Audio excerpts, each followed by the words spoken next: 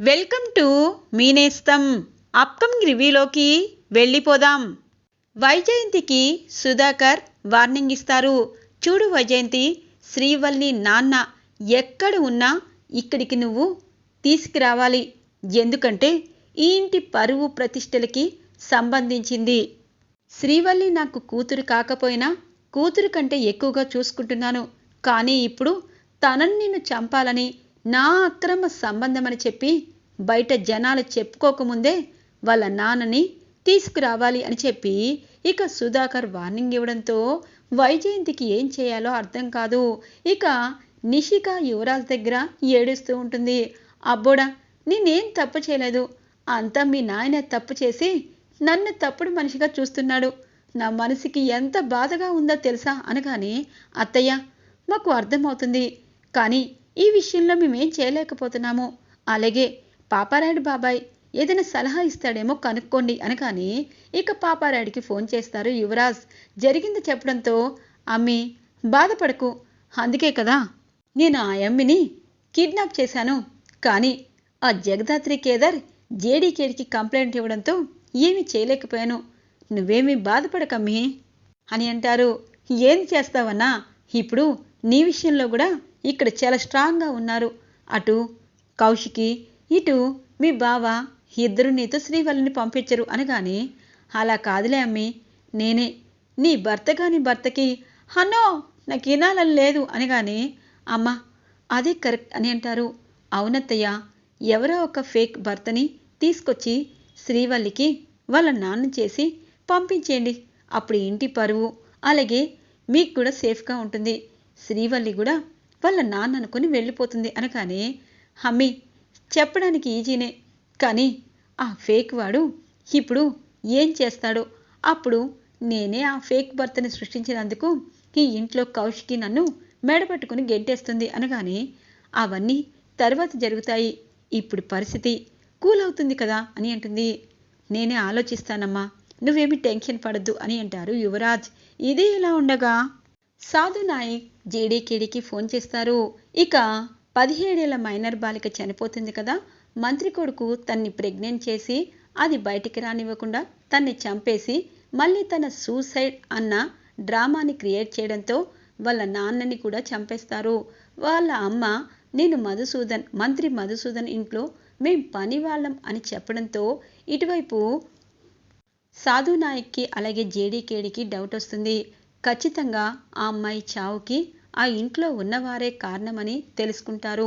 ఇక జేడీకేడికి చెప్తారు, ఖచ్చితంగా మంత్రి మధుసూదన్ ఇంట్లోనే అసలైన హంతకుడున్నాడు, వాళ్ళని మీరు అరెస్ట్ చేయాలి జేడీకేడి అనగానే, ఖచ్చితంగా, ఎందుకంటే ఆ అమ్మాయి వాళ్ళ అమ్మ సాక్ష్యాన్ని బట్టి ఆ ఇంట్లో వాళ్ళే తనని ఏదో చేశారు అనగానే, అవును, ఇప్పుడు తను 3వ నెల గర్భవతి, అలా గర్భవతిని కూడా చంపారు అంటే పరువు ప్రతిష్టలు పోతాయని, అలాగే ఒక పని మనిషి విషయంలో మైనరు బాలిక విషయంలో ఇంత ఘోరం చేశామని శిక్ష ఉంటుందని ఆ పని చేశారు అని అంటుంది జేడీ. సరే, మీరు ఎలాగైనా సాక్ష్యాలు సంపాదించారు కాబట్టి ఆ అమ్మాయి డిఎన్ఏ అలాగే ఆ అమ్మాయి పోస్టుమార్టం రిపోర్ట్లు ఇవన్నీ ఖచ్చితంగా తన ఒంటి మీద ఉన్న వేలిముద్రలు ఇవన్నీ తండ్రి కొడుకులు ఇద్దరిలో ఎవరియో ఒకరి మ్యాచ్ అవుతున్నాయి కాబట్టి వాళ్ళని అరెస్ట్ చేయొచ్చు అని చెప్పి అంటారు సాధు నాయక్.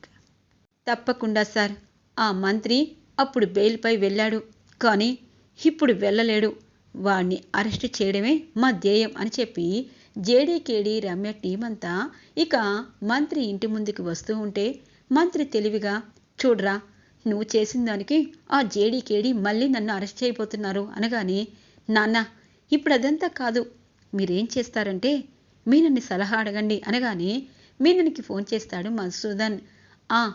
ఖచ్చితంగా మీ ఇంట్లో ఎంతమంది ఉంటే అంతమందిని పోలీసుల దౌర్జన్యం, పోలీసులు కావాలనే కేసులు పెడుతున్నారని చెప్పి ధర్నా చేయించు, అప్పుడు వాళ్ళు అరెస్ట్ చేయరు అని మీనన్ సలహా చెప్పడంతో ఇక మధుసూదన్ ఇంట్లో ఉన్న ఇక రౌడీ మూక కార్యకర్తలతో ధర్నా చేస్తూ ఉంటారు. ఇటువైపు జేడీకేడి రమ్య టీం అంతా ఇక వీళ్ళిద్దరి విషయంలో ఎవరిది కరెక్ట్ అంటే ఆ అమ్మాయిని చంపింది ఎవరు అని డిఎన్ఏ శాంపిల్స్ అలాగే అప్పటికప్పుడు పోస్ట్ మార్టం వచ్చిన రిపోర్ట్స్ అవన్నీ తీసుకొని ఇంటికి వస్తారు. ఇక వాళ్ళని కార్యకర్తలు అడ్డుకుంటూ ఉంటే, చూడు మినిస్టర్, నిన్ను నీ కొడుకుని అరెస్ట్ చేయడానికి వచ్చాము. కానీ ఒకటి మాత్రం నిజం, మైనర్ బాలికపై ఇంత అఘాత్యం చేసి ఇప్పుడు డ్రామాలు మీరు ఆడుతూ ఉంటే ఒక నీతి నిజాయితీ గల పోలీసులకి ఎలా ఉంటుంది అనగానే, జడి, మా ఇంట్లో పనిదాని కూతురు కోసం నువ్వు ఇంత రిస్క్ తీసుకోవడం నాకు నచ్చలేదు. మేము ఆ అమ్మాయినేమీ చేయలేదు అనగానే, చూడండి మినిస్టర్ గారు, మీరు చేశారు చేయలేదు అనడం అనేదే మీ మాటల్లోనే తెలుస్తుంది.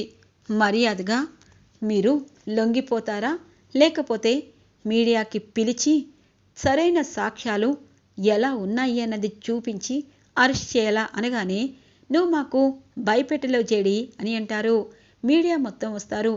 చూడండి, ఒక 17 ఏళ్ల బాలిక సూసైడ్ చేసుకుందని ఇగో ఇక్కడ మాకు ఫోన్ కాల్ వచ్చింది. కానీ ఆ అమ్మాయి తల్లిదండ్రులు మినిస్టర్ ఇంట్లో పని వాళ్ళుగా చేస్తున్నారు. ఇక నిజం తెలిసాక వాళ్ళ నాన్నని కూడా చంపేశారు. ఇప్పుడు ఆ అమ్మాయి చావుకి కారణం ఈ ఇంట్లో ఉన్న వీళ్ళిద్దరిలో ఎవరో ఒకరు.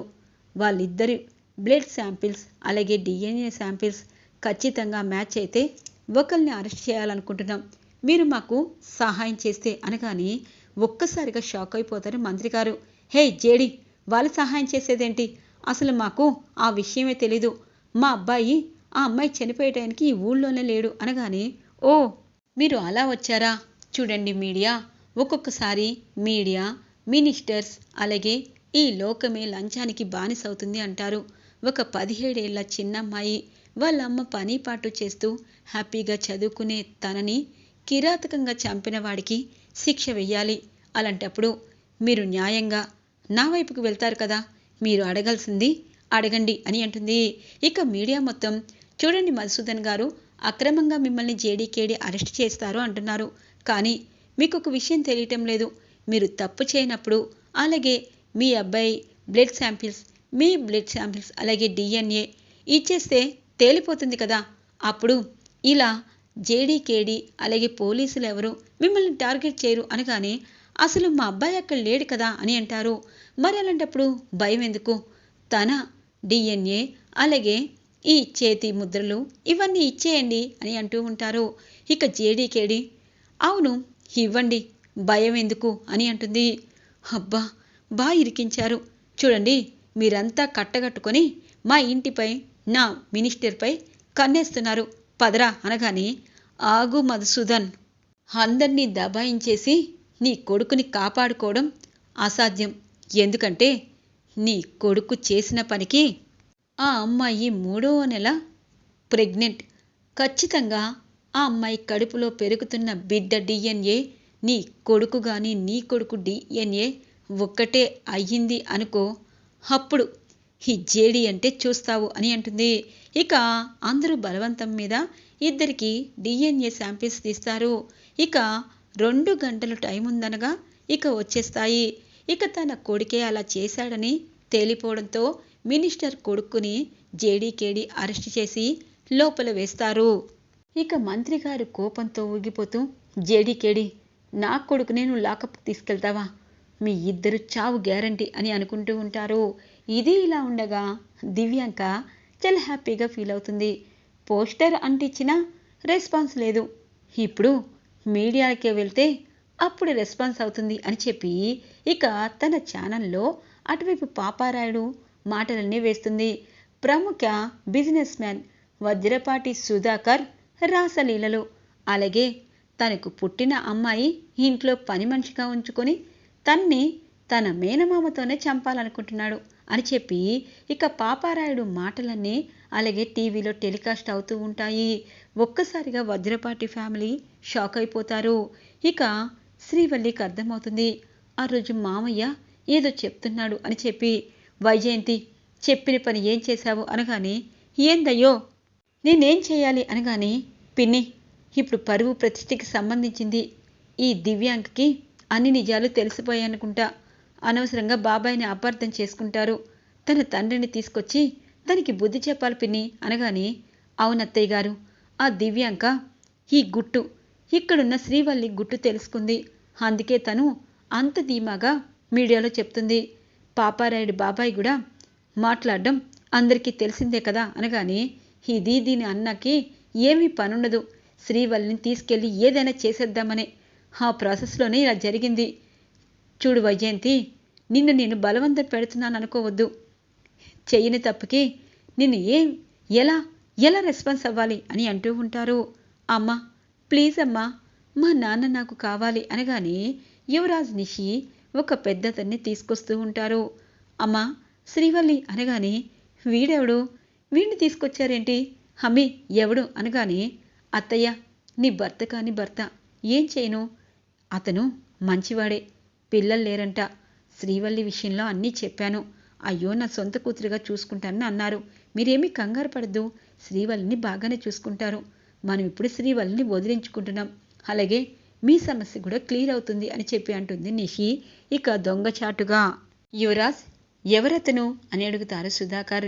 ఇక కౌశికి, అవును నిషి, ఎవరు తను, నమస్కారం అండి అని అంటుంది కౌశికి. ఇక కేదార్ జగదాత్రి, ఏంటి వీళ్ళు శ్రీవల్లి నాన్నని తీసుకొచ్చారు, అటువైపు అత్తయ్య గారి ముఖం చూసావా కేదార్ అనగానే, అదే చూస్తున్నాను, శ్రీవల్లికి ఎవరితో ఒకరితో తీసుకువెళ్ళాలని అనుకుంటున్నారు దాత్రి, తను నా చెల్లెలైతే బాగుండనిపిస్తుంది, కానీ ఏం చేయను, అంతా పిన్నిలోనే ఉంది అని అంటూ ఉంటారు. సరే మీరెవరు అనగానే, నమస్కారం అండి అని అంటారు ఆ వచ్చిన ఆయన. ఇంతకీ మీ పేరేంటి అనగానే, నా పేరు వర్మ, తెలియని వయసులో వైజయంతిని ప్రేమించాను, కానీ వైజయంతి నన్ను ప్రేమించలేదు, కానీ ఒకటి మాత్రం నిజం, ప్రేమ గుడ్డిది కదా, తను ఫస్ట్ ప్రేమించకపోయినా నాతో సన్నిహితంగా ఉంది, కానీ అనుకోకుండా నా సొంత మేనమామ కూతురుతో నాకు పెళ్లి చేయాలనుకున్నారు, ఆ విషయం ఏం చెప్పాలో తెలీదు, ఇక వైజయంతి ఊరు వచ్చాను, వైజయంతి మాత్రం నా కోసమే ఆలోచించలేదు, ఛీ నీచుడా, నిన్ను ప్రేమించలేదు, కానీ నువ్వే నన్ను పాడు చేశావని అప్పటి నుండి అంటూనే ఉంది, కానీ శ్రీవల్లి తనకి పుట్టిందని నాకు అర్థమైంది, వైజయంతినే ఫోన్ చేసి చెప్పింది, వైజయంతి నన్ను క్షమించు, నా కూతుర్ని నాకు అప్పగించు, నేను చాలా బాగా చూసుకుంటాను అని అంటూ ఉంటారు. ఇక ఇటువైపు జగదాత్రి కేదార్ అనుమానంగా చూస్తారు. ఏంటత్తయ్యా, ఇప్పుడు మీ చరిత్ర అంతా ఇక్కడ ఉందని బాధపడద్దు, శ్రీవల్లి మీ నాన్న తను అనగానే, నాన్న మీరు నా నా అమ్మాయి నా నాన్నేనా అనగానే, అవునమ్మి, కావాలంటే నీ పుట్టుమచ్చ ఆయన పుట్టుమచ్చ చూడండి, ఛ హసి వేస్తుందమ్మీ అని అంటుంది. తప్పదత్తయ్య అనగానే, నీకు ఉన్న పుట్టుమచ్చ ఆయనకు కూడా ఉంటుంది అనగానే సుధాకర్కి కోపం వస్తుంది. ఛీ నేను క్షమించడం ఏంటో అని చెప్పి అనుకుంటూ ఉంటారు. బాబాయ్ ప్రశాంతంగా ఉండండి అని చెప్పి అంటూ ఉండగానే, బాగుంది, తప్పు ఈయన చేసి నేను తప్పు చేసినట్టు ఈయన సహించుకోవడం, భగవంతుడా ఏడుకొండలవాడా, ఈ దరిద్రం నాకెప్పుడు పోతుంది అని చెప్పి అంటూ ఉండగానే శ్రీవల్లి అంటుంది, నాన్న ఇప్పటికైనా మీ కూతురు గుర్తుకొచ్చింది, అమ్మ నన్ను చాలా బాగా చూసుకుంది అనగానే, శ్రీవల్లి ఆయన మీ నాన్న అని నమ్ముతున్నావా అని అంటారు కేదార్.